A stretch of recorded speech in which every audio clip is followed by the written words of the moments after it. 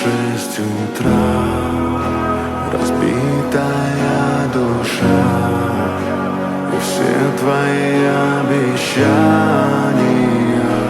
— пустота.